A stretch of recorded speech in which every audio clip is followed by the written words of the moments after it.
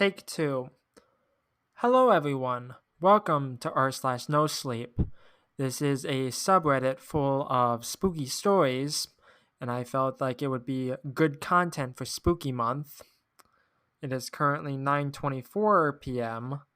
as of this recording. I do not know how long I'm going to go for, so I'm not good with intros, so let's just get right into it. With time, my sugar daddy asked me for weird favors. Just make sure it captures. Okay, I'm gonna zoom in just so it can be read easier. Hold on. There we go. Better. Anyways, his Tinder profile said he was 45, but he looked to be in his early 30s at most. Looking for a sugar baby, $700 weekly, no sex. It sounded too good to be true, but as a broke university student, I was willing to take my chances. I swiped right and Tinder let me know it was a match. His message came seconds later. Hey there, sweetheart. Sweetheart, smiley face. I cringed at that word. I hated it, but $700 was $700, so I sucked it up and replied, Hey, winky face. His name was Jack, and he told me he owned his business, although he never specified what kind of business it was.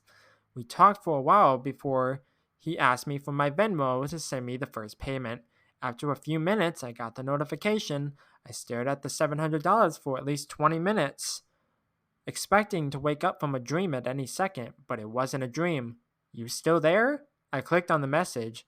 Yeah, sorry, if you don't mind me asking, what are you looking for in return? I stared at the chat until he replied, I'm just looking for you to do a few favors for me. That sounded like it was going to be sexual to me. Like what? For example, the first thing I need you to do is pick up a delivery for me. That sounded innocent enough, but I was still expecting there to be some kind of twist. $700 to pick up a package? Come on, even I wasn't that naive. From the post office or something? No, I'll send you the address, but I'd rather not do this through Tinder. You got Kick?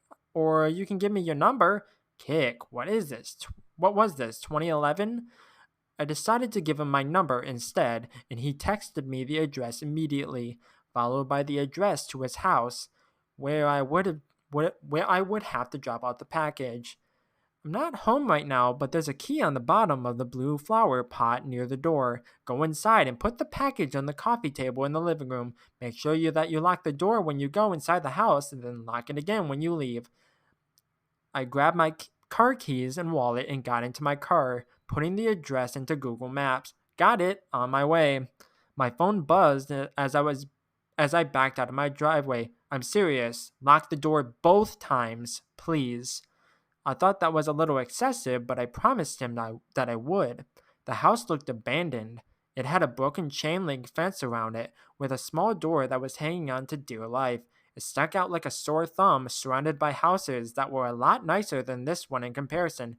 You here for jack shit? I looked up to see a man standing in the open doorway of the house. He took up almost the entire space, his head skimming the top of the doorframe. He was huge in height and muscles, and his entire torso was covered in tattoos.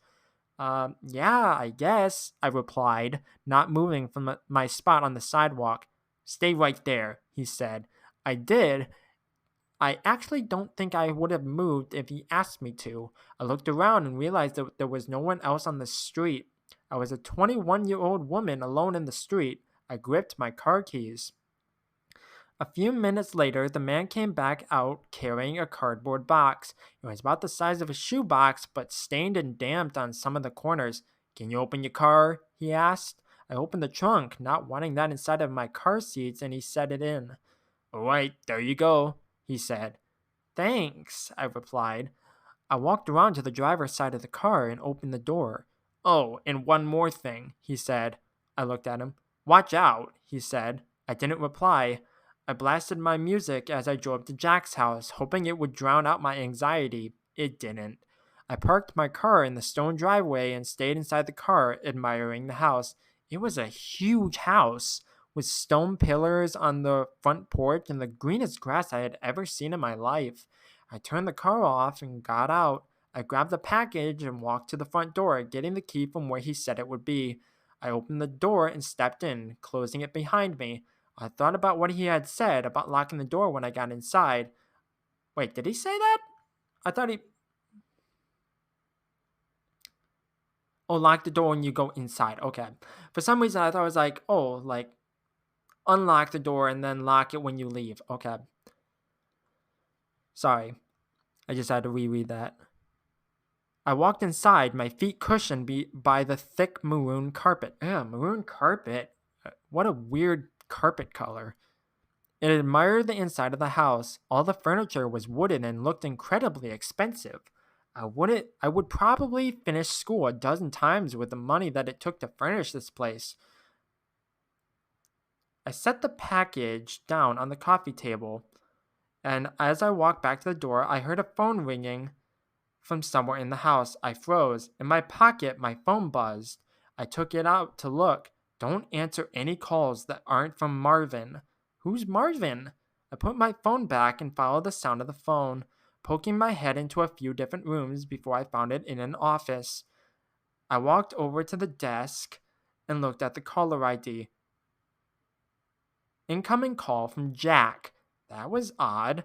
I grabbed my phone to look at the message again. I was starting to get a little bit creeped out and decided I wouldn't answer just to be safe and left the house, remembering to lock the door as I left. I've done a few more favors for Jack since then. I drove a BMW to a random park in another city only to get out and drive a different car back to Jack's house. He had me meet one of his employees at lunch, who then gave me a briefcase to deliver to the first house I had gone to, or the first house I had gone to, and told me he would know if I looked inside. On several occasions, he asked me to drive down to that same house and stay with the guy whose name was Julio, for a certain amount of time. In total, I've made around $3,500. Most recently, Jack asked me to stay in his house overnight. I woke up to a text message from him. I need you to spend the night at my house. I hadn't ever seen him in person, but I had talked to him on the phone a few times. He proceeded to tell me he would pay me $1,000 to spend the night at his house, provided that I followed a few rules. I drove to his house that evening. The driveway was empty and I can't speak. The driveway was empty and it normally was, but the porch light was on. I walked up, unlocked the door, went inside, and then locked it again. Everything in the house looked the same. Jack had told me over the phone that he would leave the list of the rules on the dining room table. I set all my stuff down in the living room. My bags looked like garbage compared to the fancy furniture in there. I wandered into the kitchen and then to the dining room. Sure enough, there was a piece of paper on the wooden table held down by an empty glass. Lock the door when you come in. Only answer calls from Marvin. Don't turn on any faucets between 9 p.m. and 11 p.m. Don't open the door for anyone, no matter who they say they are, after 10 p.m. If the door to the closet at the end of the hall is open, sleep in the library. If closed, sleep in any of the bedrooms. The gardener comes at midnight. If he starts knocking on the windows, hide. Turn the TV on and let it play on static through the night. Do not forget to do this. Help yourself to anything in the fridge, smiley face. I'll pay you in the morning. Good night. I made sure to follow all the rules. To be honest, I was regretting my decision, but seeing as I was already here and I was getting paid, I decided to stay anyway. I figured as long as I followed all the rules, I'd be perfectly fine. Still, it felt a little odd. What was this, a haunted house? Nevertheless, I lounged around the house for a few hours, and as I was planning on going to sleep around 9 since that's the time that all the weird shit would begin to happen. At 8:50, I brushed my teeth using the Oh, don't use any faucets. I was gonna say, aren't you supposed to not use the faucets at all? Using the faucets for the last time before 9. I checked the closet in the hallway, and upon seeing that it was open, I moved my stuff into the library and got ready to sleep on the couch. I locked the doors just in case and laid on the couch, scrolling through my phone. I hadn't gotten any more messages from Jack, and I started to think up scenarios and reasons as to why he had such strict, peculiar sets of rules in his house. I had dozed off at some point because at exactly 10:16 p.m. I was woken up by the doorbell ringing. I was about to get up to check, but then I remembered the rule. Don't open the door for anyone, no matter who they say they are, after 10 p.m. I stayed on the couch, trying not to move, paranoid that they would hear even the slightest sound. It's the police, open up! I didn't move. Hello, it's the police, open up or we're coming in. I still didn't move, but I could hear my heartbeat in my ears. Ba-doom, ba-doom, ba-doom. There was silence for a while after that. Then the doorbell rang again. Hey, it's Jack, let me in. It sounded like Jack. I thought you only got messages from him. Okay, but still, I didn't get up. He would have a key, wouldn't he? Why would he need me to let him in? This continued for almost a full hour. Different people would ring the doorbell, announce themselves, and then disappear when I didn't respond. I was finally able to fall asleep, and the gardener never came. When I woke up the next morning, I heard someone in the kitchen. I got up slowly and unlocked the door as quietly as possible, taking my phone with me, and walked across the living room and into the kitchen. I stopped at the entrance and peered in. It was Jack. He was standing in front of the stove, stirring something as the coffee machine brewed coffee on the counter behind him. Wait, I just realized something. You got up slowly and unlocked the door as quietly as possible. What door? I'm not going to go back and look. Hey, good morning, he said when he saw me. Hi, I replied, nervous. I hadn't seen him in person before, but he looked exactly like his pictures online. Scrambled eggs? He asked, motioning to the pan with a wooden spoon. Yeah, thanks, I replied, walking over to take the plate from him. I ate my breakfast and drank some coffee in silence. Are you getting drugged? So, how was it? He asked. It was okay, nothing super freaky happened, I replied. Cool, he replied. There was an awkwardness in the room. I think I'm gonna go now. I have class, I trailed off. I didn't, but I really wanted to get out of there. Oh no, yeah, sure. I'll talk to you some other time, he replied.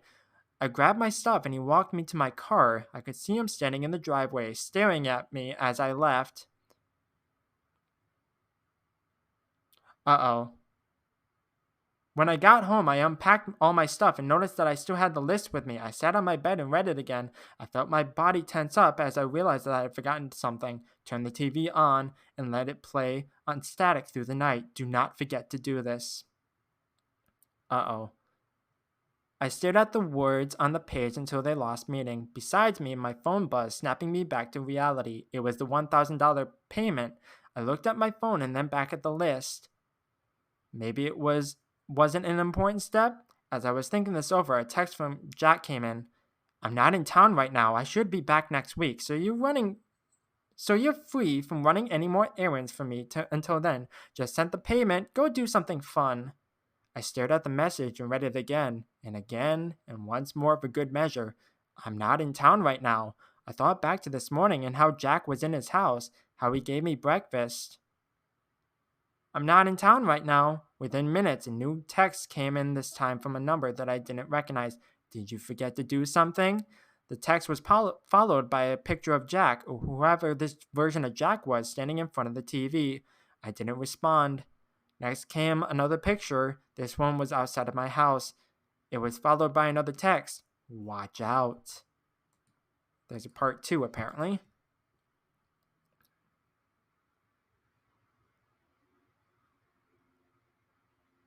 There we go.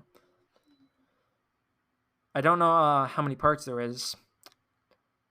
I didn't leave my house for almost an entire week. The only reason I didn't stay indoors for longer is that I had an important exam in one of my classes that I absolutely had to be present for. That also didn't help with the anxiety I was feeling. As I drove to campus, I kept my eyes glued to my surroundings, almost running 2 stop signs and a red light. I kept expecting Jack, or fake Jack, I suppose, to pop out randomly on the side of the road, or in the car next to me, or the car behind me. I constantly glanced at my rearview mirror, trying to figure out if the black truck behind me had been there this whole time, or if it was different than the one I had seen 10 minutes ago. I hadn't told him where I went to school, so maybe he wouldn't know. Then again, I hadn't told him where I lived either, and he seemed to figure that one out rather quickly. I hadn't texted the real Jack since the incident had happened. I mean, I didn't even know what I was supposed to say.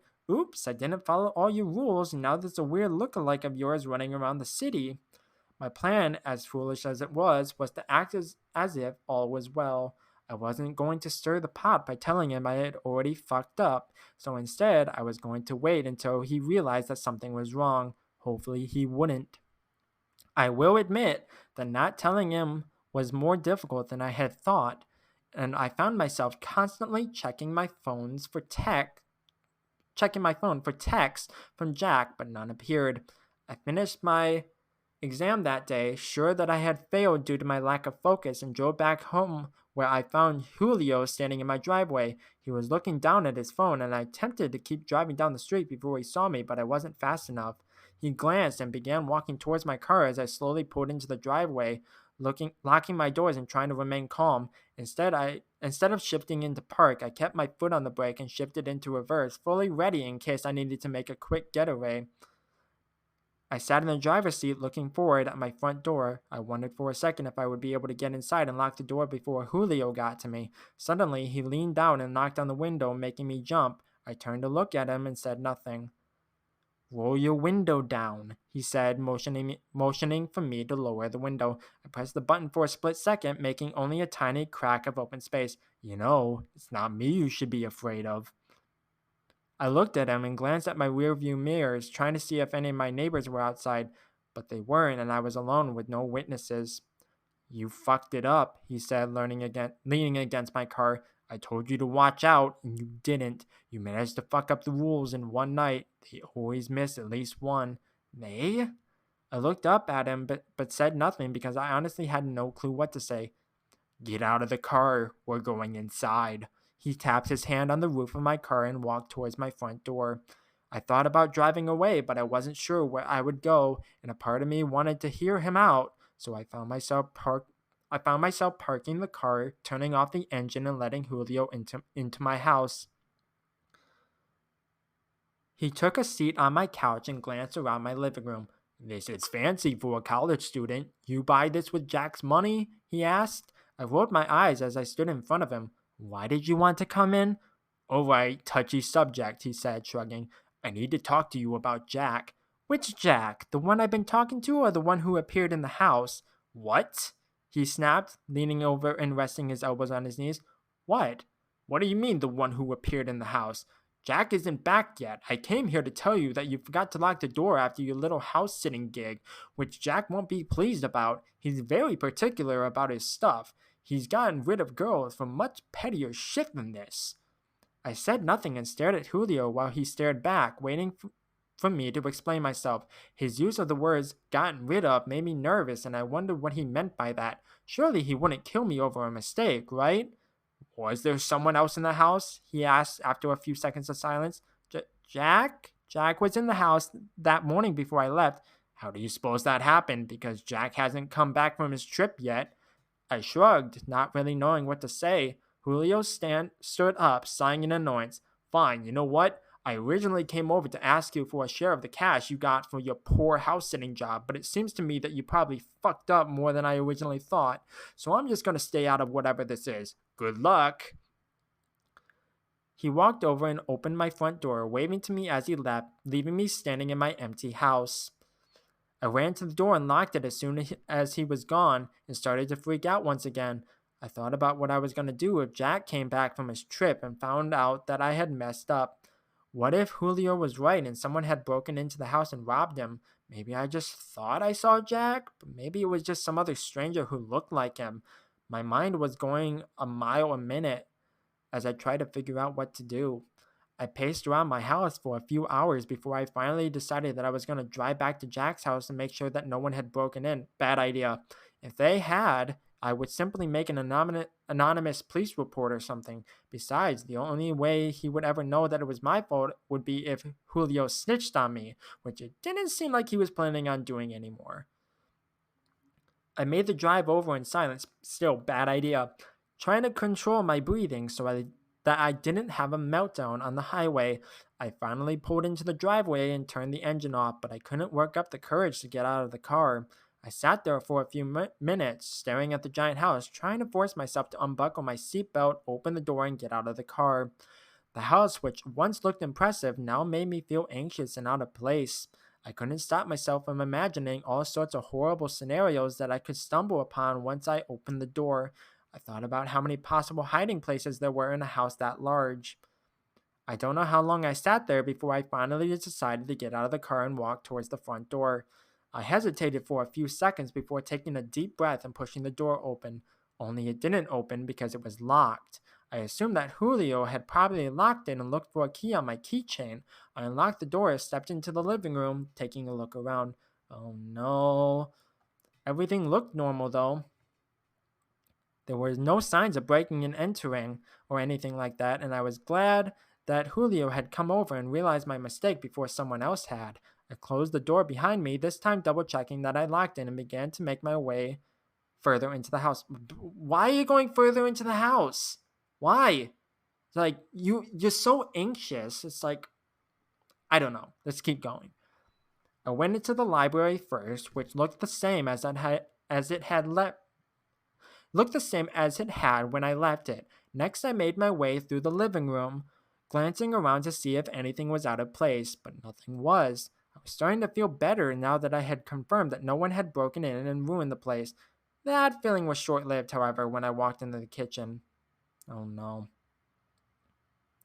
It was a complete mess. Both the fridge and the freezer were wide open, all the containers of food emptied out. There were empty boxes of frozen foods tossed inside the freezer and on the kitchen floor. There were a few trays of meat that were laying out on the table and the counters, and some of the red juice from the meats had been spilled inside the fridge and now dripped onto the floor. Why do I have a feeling whatever that fake Jack was has a craving for, like, meat? Or like flesh or whatever. I noticed that while there hadn't been much food in there in the first place, it was all gone. As I got closer to the fridge, I realized that it wasn't cool and the light inside the fridge wasn't working either. I assumed that whoever ate all the food also unplugged it for some odd reason. I stepped over an empty carton of orange juice and an empty crate of eggs as I made my way towards the stove, where I found stacks of unwashed pans.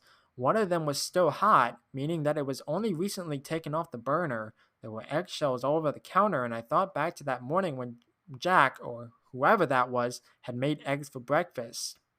I walked back out of the kitchen, careful not to step on the mess that littered the floor, and made my way down the hallway. I spotted the door at the end of the hallway, and this time it was closed. As I continued to walk down the hall, I couldn't help but notice how eerily quiet it was in the house. I don't like this. I couldn't even hear the sound of the heater running. As I passed the thermostat in the hallway, I saw that it wasn't working. The screen was off and there was nothing on it, like it had been turned off or something. I leaned forward and pressed a few of the buttons, but none of them worked. I poked my head into the study, but that was also empty. Although I did see that the landline had been used recently and whoever used it didn't put it back. The handheld part was hanging off the side of the desk and I stepped in, grabbing the phone and holding it up to my ear, but there was only silence. I put it back and followed the cord with my eyes. I saw the rest of that.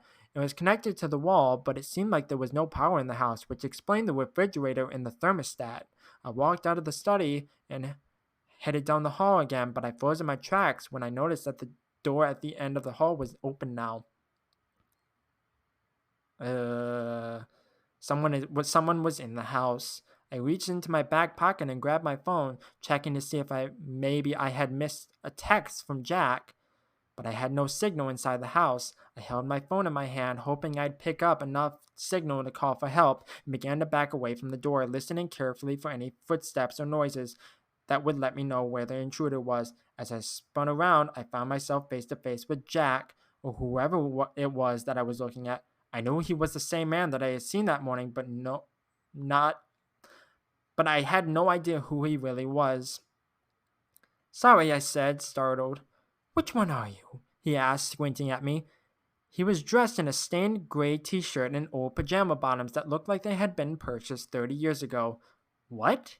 I asked. "You're the new one, right? The one from the other day? You're the one who forgot to turn the television on." Yeah, I'm so sorry. I thought I was being careful. I didn't mean to. I stopped talking as he started laughing. Sorry, he asked, grinning. I should be thanking you.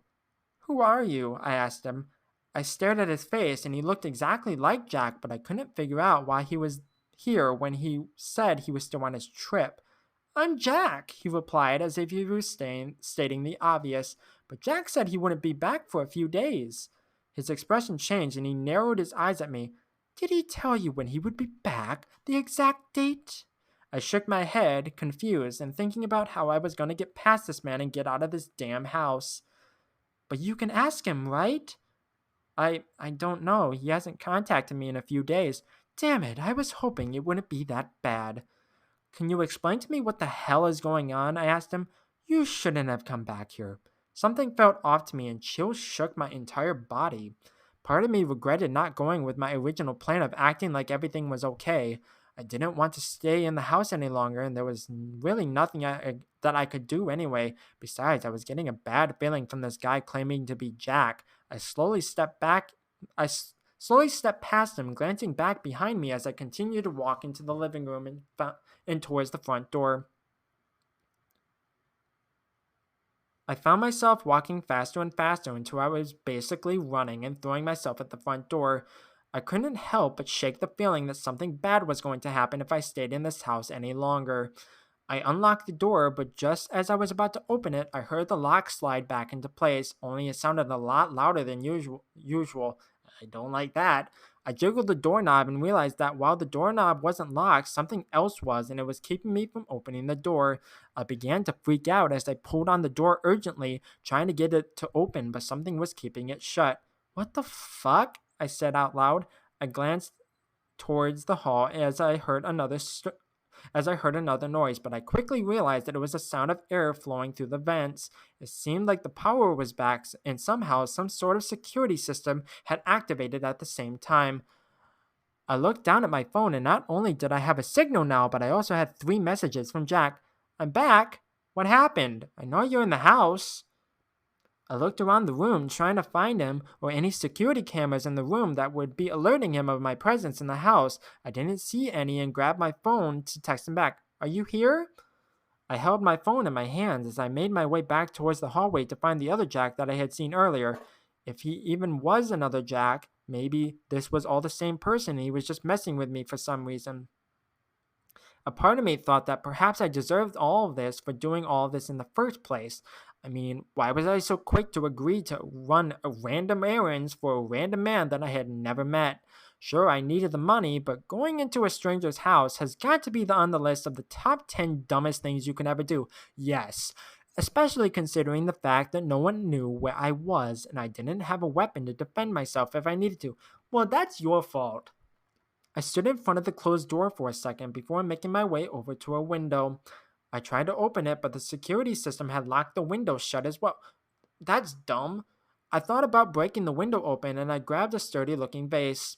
I took a few steps back and then threw it at the window as hard as I could. The vase shattered as it made contact with the window glass, but the window was fine, unscratched.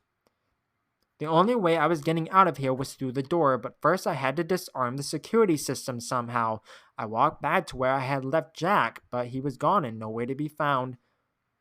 Jack, I called, my voice echoing throughout the house. The door at the end of the hall was closed once again, and I began to walk towards it, peeking into each room as I passed it, but there was no one else in the house. As I reached the door, my phone buzzed in my hand. You were supposed to follow the rules. I stood in front of the door, trying to work up the courage to open it and see what was in the room. I know, I'm sorry. I came back to make sure everything was okay. I reached out and grabbed the doorknob, taking deep breaths. The buzzing in my hand startled me, and I ignored it as I turned the doorknob and pulled the door again. What are you doing? Dumb decision after dumb decision. I stood in the threshold at the top of a wooden staircase. Below it was a badly lit basement. Oh no. I slowly walked down the stairs, glancing at my phone. You should have stayed away. You're really going to regret this. I didn't reply and kept walking until I was at the bottom of the stairs. While I wasn't sure what I was expecting, it wasn't the normal-looking basement apartment that I had stumbled into. I found Jack sitting on the couch against one of the walls. He was reading a magazine and glanced up when he heard me step off the stairs. "What are you doing?" He shot to his feet as he shouted to me. "The door locked and I can't get out," I replied. "You're so fucking stupid," he exclaimed, walking over to me. "That's rude. How was I supposed to know the doors were locked when the power came back on? You weren't supposed to come back," he shouted, his face turning an angry shade of red as he yelled. "I wanted to make sure everything was fine," I replied. "Who cares? You got $1,000 for house sitting. Why didn't you take it and leave?" "Why are you so angry? Why are you even here? You're clearly not Jack," I snapped, annoyed. "How do you know?" he asked in a calmer tone. "What? How do you know I'm not Jack? I look like the pictures you've seen, don't I?" "Yeah, but Jack is on vacation," I replied. "How do you know?" he repeated. "What are you talking about?" "Have you even met Jack in person? Have you ever talked to him on the phone, video call, anything other than the text message every few days?" I didn't reply, staring at him. He was right. He did look exactly like the photos I had seen on the Tinder profile. "That's what I thought," he replied to my silence. "What are you saying exactly?" I asked as I heard my phone buzz once again. "How do you know that the person you've been talking to is a real person? As a matter of fact, how do you know that it's not me? Maybe this was my plan all along, to lure you here." At that point, it finally hit me.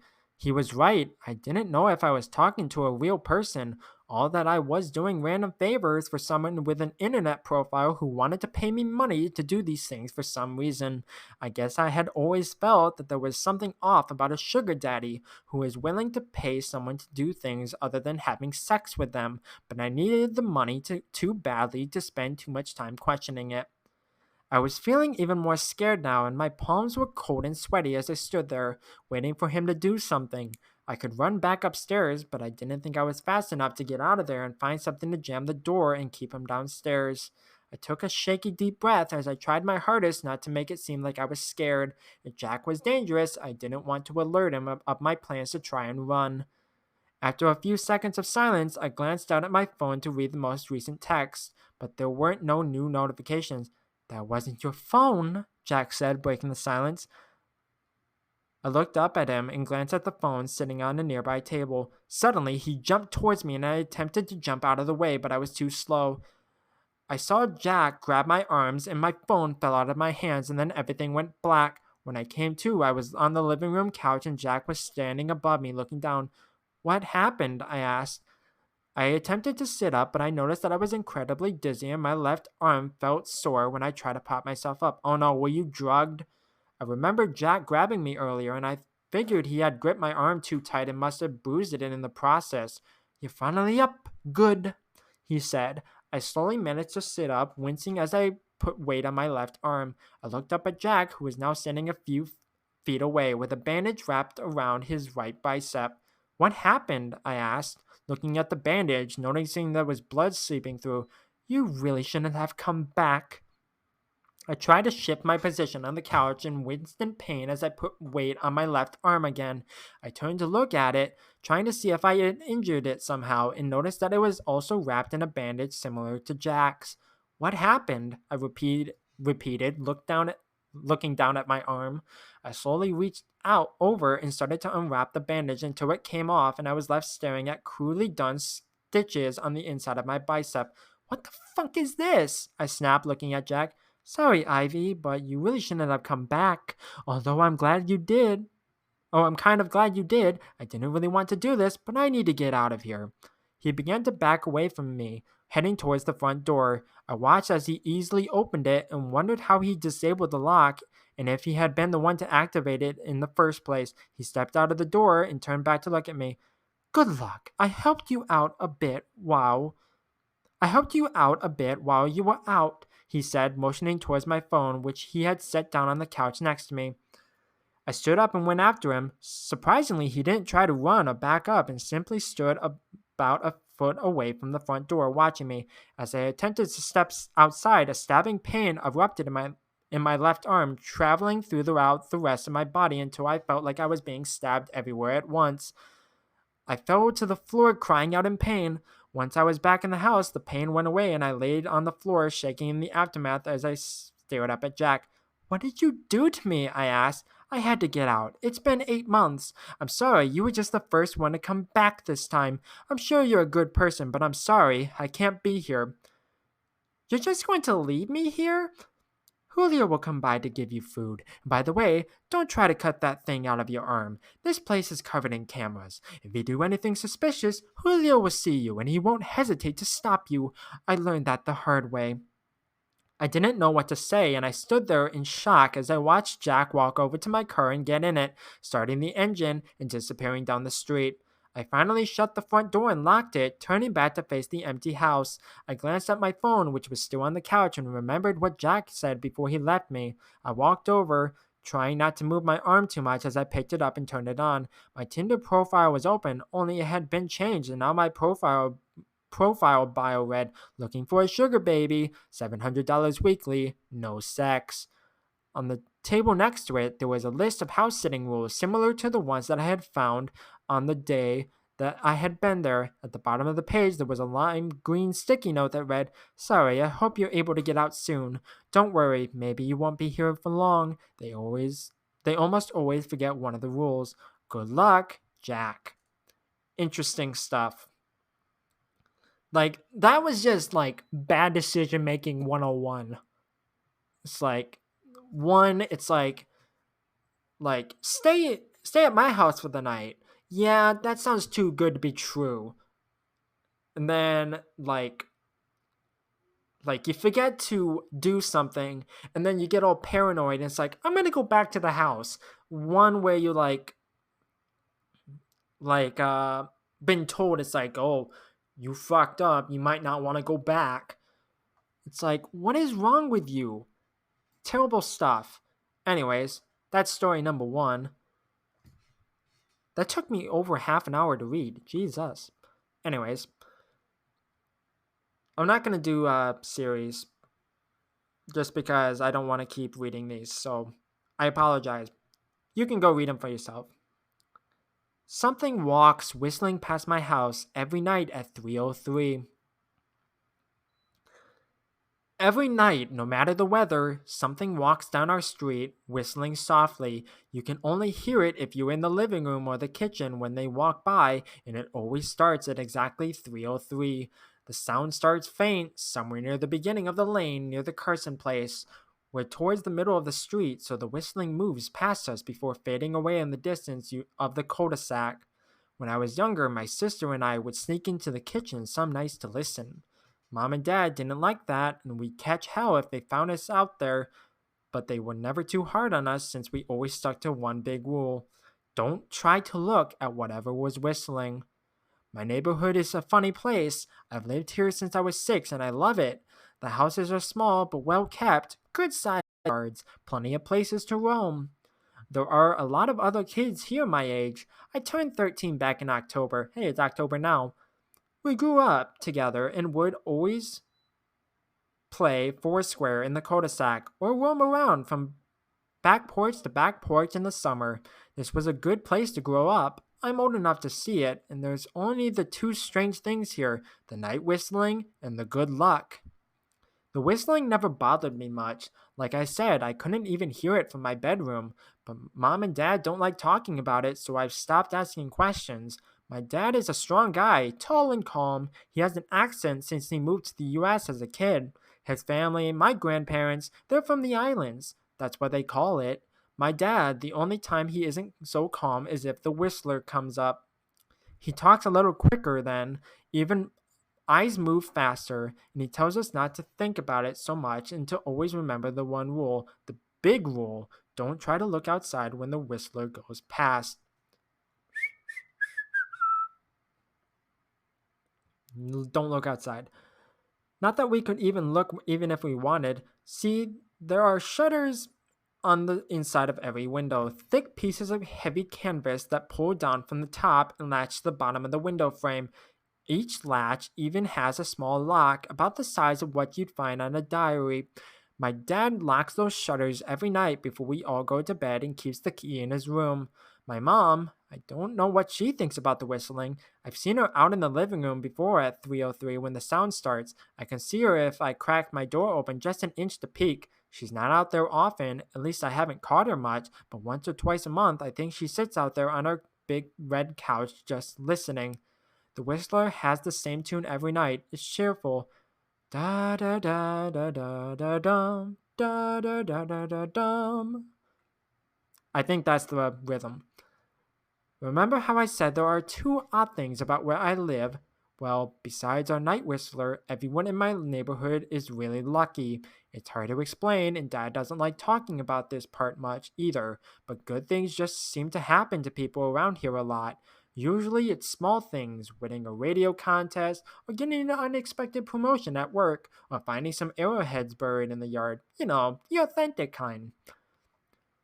The weather is pretty good and there's no crimes, and everybody's gardens bloom extra bright in the fall. A million little blessings, I've heard my mom say about living here, but the main reason we stay here, why we moved here in the first place, is my sister Nola. Hey, I have a coworker named Nola. She was born very sick, something with her lungs. We couldn't even bring her home when she was born, only visit her in the hospital. She was so small, I remember, small even compared to the other babies. A machine had to breathe for her. We moved into our we moved into our house here to be closer to the hospital. As soon as we moved here, Nola started getting better. The doctors couldn't figure it out. They chalked it up to whatever they were doing, but we could all tell they were confused. But my parents knew, even I knew, Nola getting better was just another of the million little blessings we got living in our neighborhood. So that's why we stayed even after we found out that for every small miracle that happens here every day, now and then some bad things happen. But they only happen if you look for the Whistler. See, our neighborhood has a welcoming committee. They show up with macaroni casserole in a gift basket in a manila folder. Whenever someone new moves in, they're very friendly. 4 people showed up when we moved in 7 years ago. The committee made small talk, gave me a Snickers bar, and took turns holding Nola. It was her first week out of the hospital, so they were extra careful. Then the committee asked to speak to my parents in private, so I was sent to my room where I still managed to hear nearly every word. The welcoming committee told my parents about how nice the neighborhood was, really exceptionally hard to explain kind of nice. Then they told my parents about the even harder to explain whistling that happened every morning at 3:03 and ended at the tick of 3:05. The group, our new neighbors, warned my parents that the whistling was quiet, would never harm or hurt us, as long as we didn't look for whatever was making that sound. This part they stressed, and I pushed my ear into the door straining to hear them. People who went looking for the whistler had their luck changed. Sometimes tragically, a black cloud would hang over anyone that looked. Anything that could go wrong would. The manila envelope the committee brought over contained newspaper clippings, stories about car crashes and ruined lives, public deaths, and freak accidents. Not everyone dies, I heard the head of the committee tell my dad, but the life goes out of them. Even if they live, there's no light in them ever again, no presence. My mom, I could tell she wasn't taking it seriously. She kept asking if there was some prank they play on new neighbors. At one point, my mom got angry, accused the committee of trying to scare us out of our new home, asked them if they were racist on account of my dad being from the islands. My dad calmed her down, told her he could tell our new neighbors were sincere and they were just trying to help us. He explained that he grew up hearing these kinds of stories from his mom and that he knew there were strange things that walked among us. Really? Really? Really? Some of those strange things were good, and some were bad, but most were just different. After the committee left, Dad went out to the hardware store, bought the canvas blinds, the latches, and the locks, and installed them on every window in the house after dinner. That first night in our new house, I crept out of my room at 3 a.m. only to find my dad awake, sitting on the living room couch, holding my baby sister. My dad held up his finger in a shh motion, but patted the couch next to him. I sat and we waited. At exactly 3:03, we heard the whistling. Da da da da da da da dum da da da da dum da dum. Whatever. It came and it went, just like our neighbor said. The whistling returns each night, and we never look, and we enjoy our million little blessings every day. Nola breathes on her own and she's grown into a strong, clever girl. My dad even joined the welcoming committee. We don't get new neighbors often. Why would anyone want to leave? But when a new family moves in, my dad and the committee bring them macaroni casserole, a gift basket, and the manila folder. I can always tell by the look on my dad's face when he comes back if the family took the committee seriously or if we'd be getting new neighbors again very soon. Not long ago, a family moved in directly next to us. The previous owner, Miss Maddie, passed away at age 105. Wow, that's really long. Good life. Yeah, she lived a good long life. Our new neighbors seemed like they fit in just fine. They believed the welcoming committee, took my dad's advice about the locking shutters since they had a young child of their own. Whatever newspaper clippings were in that manila envelope, whatever evidence, my dad never let us see, but I imagine it must be awfully convincing since our neighbors got along with no issues for the first month. One night, when our new neighbors had to leave town, they sent their son, Holden, to stay with us. He was 12, a year under me in school. I didn't know him well before that night, but as soon as his parents dropped him off after dinner, I could tell it was going to be a bad time. Do you know who is always out there whistling every night? Holden asked the moment the adults left the room. The three of us were sitting in the den, some Disney movie playing idly on the television. My sister and I exchanged a glance. We don't talk about that, I said.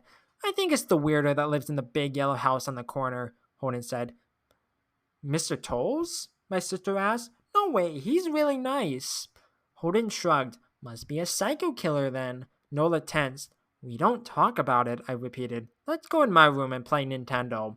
We spent the next few hours playing games, eating popcorn, and then watching movies. A typical sleepover, but I could see Holden was getting antsy. After my parents had wished us a good night, locked the blinds, and gone to bed, Holden stood up from his beanbag and walked over to where Nola and I were sitting on my bed. Have you ever even tried looking? It's nearly time. Like most sleepovers, we conveniently ignored any suggestion of a bedtime. I was shocked to see he was right. It was almost 3 a.m. I sighed. We don't. See, I can't. I can't even try to look because my dad locks the blinds every night and hides the key, he continued, ignoring me. So does our dad, said Nola. No, he doesn't. You saw him do it, I said, a little sharper than I meant to sound. Holden grinned. Your dad locks the blinds, yeah, but he doesn't hide the key. He keeps it right on his normal keychain. So, I asked, worried I already knew what he would say next, because I had noticed that my dad didn't bother hiding the key anymore after all these years because he knew we took it seriously. So, after your dad locked up, but before your parents went to bed, I went to the bathroom and on my way, I may have peeked into the room and I may have seen your dad's keys chains on his nightstand and I maybe went and borrowed the key to blinds. Nola and I stared and his grin only grew wider. You're lying, I said. Holden shrugged. You can check if you want. Just open your parents' door and look, and you'll see his keychain right there on the nightstand. Stay here, I told both of them. Don't move a muscle. I hurried over to my parents' room, but hesitated at the door. If Holden wasn't lying, my dad would be angry, beyond angry. I was scared thinking about it, but more scared of an open window with the whistler right outside. I opened the door barely an inch and looked in, but it was too dark to see. Taking a deep breath, I walked into the room. 2 steps into the dark, I froze. The whistling started, and I could hear it clearly from my parents' room. I never realized, but they must have heard the sound every night since we moved into the house. They never told us. I don't think I could have slept through it. I stood there, listening to the whistling coming closer, unsure whether I should turn on the light or call out for my dad. Call out for your dad, duh! Soft sounds from the living room brought me back to reality. Nola! I yelled, running out of my parents' room. Holden and Nola were standing near the front door next to our window. Holden wasn't lying. I could see him fumbling with the lock on one of the blinds. I heard a click. He did have the key. Holden let out a quick laugh. Nola stood right next to him, hunched up, afraid but maybe curious. The whistling was right outside our house now. Bad? Why? Why? Dumb kid. I think I made a sound, called out. I can't remember. Time felt frozen, clock hands nailed to the face. But I found myself moving. I'm not fast. I've never been athletic. Somehow, though, I covered the space between myself and Nola in a moment. My eyes were locked on her, but I heard Holden pull the blind all the way down so it could release. I heard the snap of it start to raise, and I heard the whistling just on the other side of the window. Ugh. But I had my arms around Nola and I turned us so she was facing away from the window. At the same time, I jammed my eyes shut, the blind whipped open. The whistling stopped. I felt Nola shaking my arms. Don't look, okay? I told her. Don't turn around.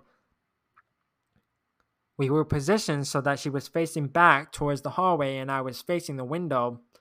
My eyes were still closed. I felt her nod into my shoulder. I reached out with the arm, not holding Nola, and tried to touch Holden. My hand brushed against his arm. He was shaking worse than Nola. Holden? I asked. Silence.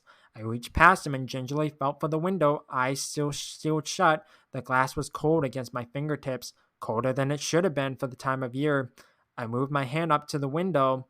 Searching for the string to the blind, the glass began to get warmer the further I reached, and there was a gentle hum feeding back into my fingertips. I don't like that image in my head.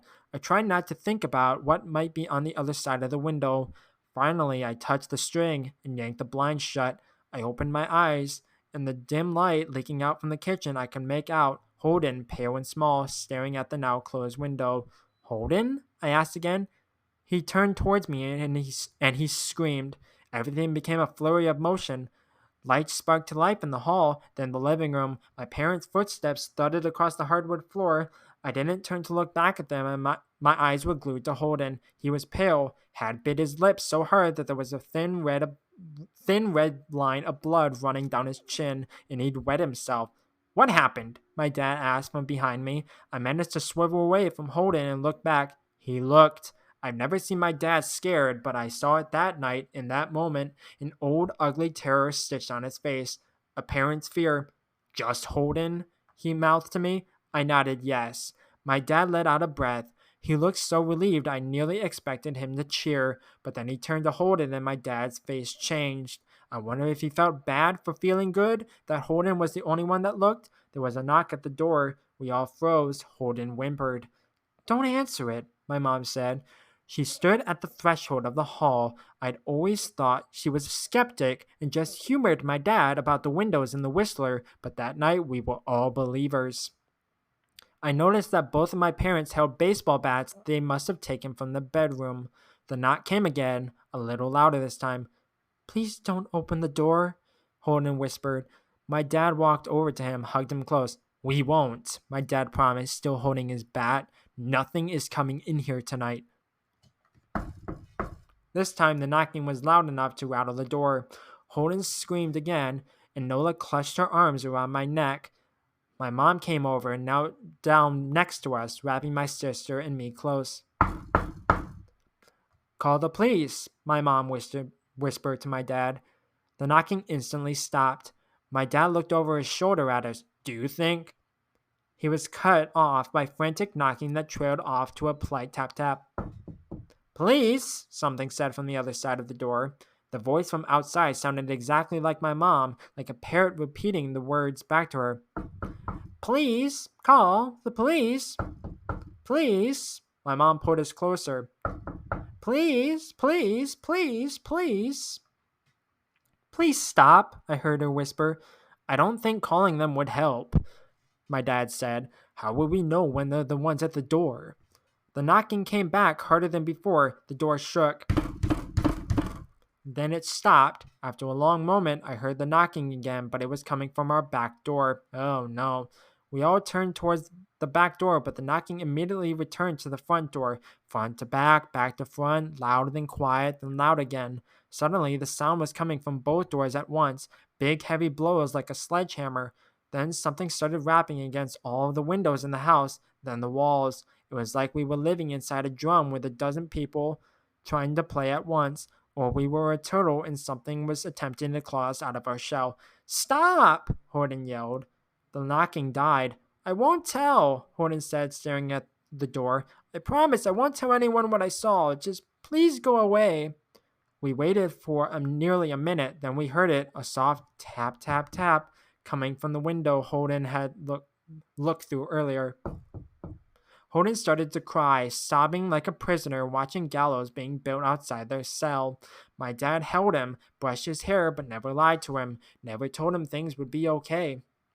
The tapping at the window went on for the rest of the night. We huddled together in the living room for I don't know how long. Eventually, my mom tried to take us kids into my room while my dad stayed to watch the door, but the second we moved into my bedroom, the knocking came back, so loud it was possible to ignore. I was afraid the door couldn't take it. We went back to the living room, and the knocking stopped. Only the tap, tap, tap on the window remained.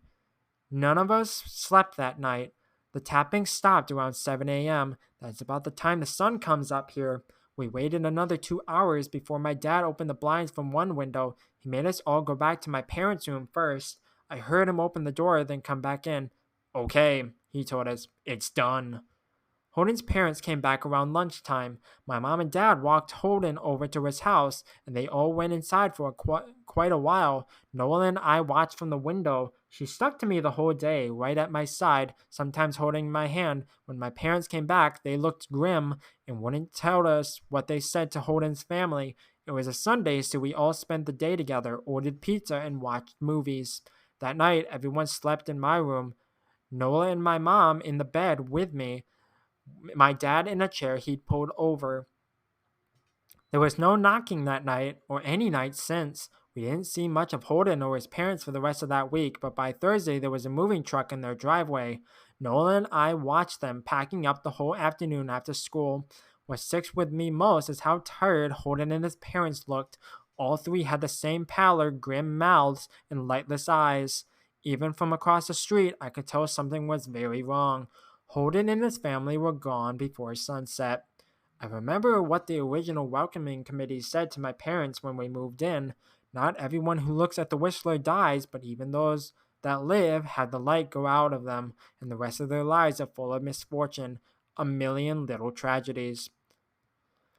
I think Holden's parents must have looked either to comfort him if they didn't believe, or share the burden if they did. I watched Nola some days, happy and young and alive, and I wonder if I'd been slower if she looked out the window that night. Would I have looked too, to comfort her, to share that burden? I'm glad I don't have to find out. We still live in that house, in that neighborhood. We still hear our whistler walking past every night. The blessings, the luck, the good things here are too good to leave. But we're careful. We don't have friends over to spend the night anymore. My dad hides the key to the blinds very, very well. Not that I've gone looking. Some things you just don't need to look for.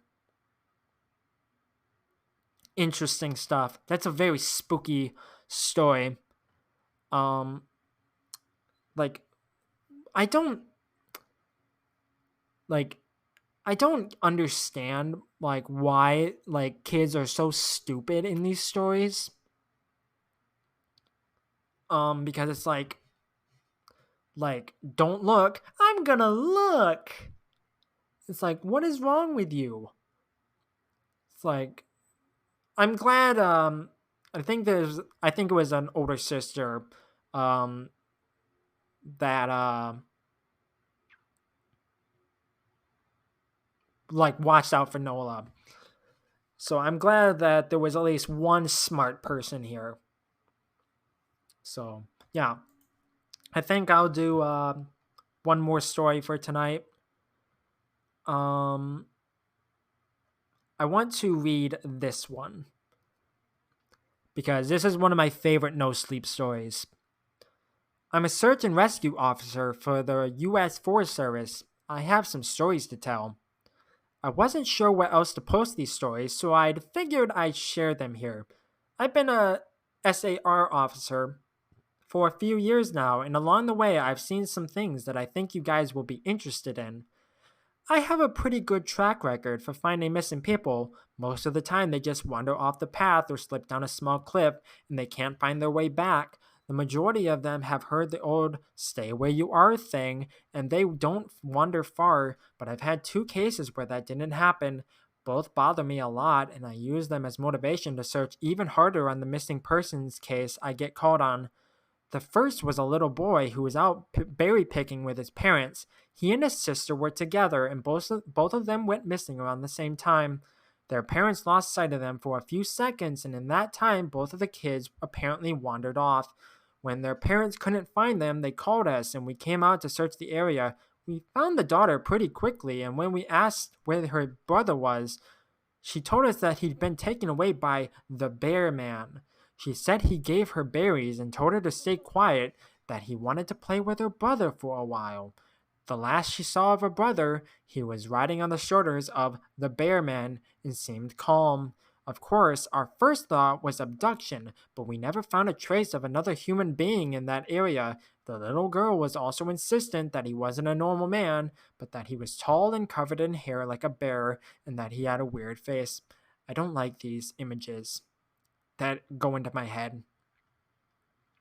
We searched that area for weeks. It was one of the longest calls I've ever been on, but we never found a single trace of that kid. The other was a young woman who was out hiking with her mom and grandpa. According to the mother, her daughter had climbed up to a tree to get a better view of the forest, and she'd never come back down. They waited at the base of the tree for hours, calling her name, before they called for help. Again, we searched everywhere, and we never found a trace of her. I have no idea where she could have possibly gone because neither her mother or grandpa saw her come down. A few times I've been out on my own searching with a canine, and they've tried to lead me straight up cliffs, not hills, not even rock faces, straight sheer cliffs with no possible handholds. It's always baffling, and in those cases, we usually find the person on the other side of the cliff or miles away from where the canine had led us. I'm sure there's an explanation, but it's sort of strange. One particularly sad case involved the recovery of a body. A 9-year-old girl fell down an embankment and got impaled on a dead tree at the base. Aw. It was a complete freak accident, and I'll never forget the sound her mother made when we told her what had happened. She saw the body bag being loaded into the ambulance, and she let out the most haunting, heartbroken wail I've ever heard. It was like her whole life was crashing down around her, and a part of her had died with her daughter. I heard from another SAR officer that she killed herself a few weeks after it had happened. She couldn't live with the loss of her daughter. I was teamed up with another SAR officer because we'd received reports of bears in the area. We were looking for a guy who hadn't come home from a climbing trip when he was supposed to, and we ended up having to do some serious climbing to get to where he'd be. We found him trapped in a small crevasse with a broken leg. It was not pleasant. He'd been there for almost 2 days, and his leg was very obviously infected. We were able to get him into a chopper, and I heard from one of the EMTs that the guy was absolutely inconsolable. He kept talking about how he'd been doing fine, and when he got to the top, a man had been there. He said the guy had no climbing equipment, and he was wearing a parka and ski pants. He walked up to the guy, and when the guy turned around, he said he had no face. It was just blank. He freaked out and ended up trying to get off the mountain too fast, which is why he'd fallen. He said he could hear the guy all night climbing down the mountain and letting out these horrible muffled screams. That story bothered the hell out of me. I'm glad I wasn't there to hear it. One of the scariest things I've ever had happen to me involved the search for a young woman who'd gotten separated from her hiking group.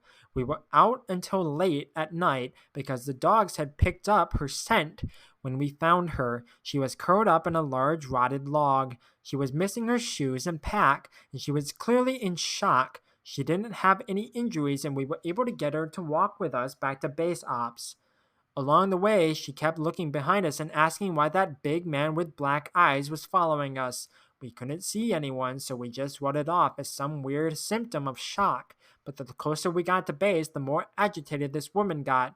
She kept asking me to tell him to stop making faces at her, and at one point she stopped and turned around and started yelling into the forest, saying that she wanted him to leave her alone. She wasn't going to go with him, she said, and she wouldn't give us to him. We finally got her to keep moving, but we started hearing these weird noises coming from all around us. It was almost like coughing, but more rhythmic and deeper. It was almost insect-like. I don't really know how else to describe it. When we were within sight of base ops, the woman turns to me and her eyes are about as wide as as I can't speak. It's getting late. About as wide as I can imagine a human could open them. She touches my shoulder and says, "He says to tell you to speed up. He doesn't like looking at the scar on your neck." I have a very small scar on the base of my neck, but it's mostly hidden under my collar, and I have no idea how this woman saw it. Right after she says it, I hear that weird coughing right in my ear, and I just about jumped out of my skin. I hustled her to ops, trying not to show how freaked out I was, but I have to say I was really happy when we left that area that night. This is the last one I'll tell, and it's probably the weirdest story I have. Now, I don't know if this is true in every SAR unit, but in mine, it's sort of unspoken. It's sort of an unspoken regular thing we run into. You can try asking about it with other SAR officers, but even if they know what you're talking about, they probably won't say anything about it. We've been told not to talk about it by our superiors, and at this point, we've all gotten so used to it that it doesn't seem weird anymore.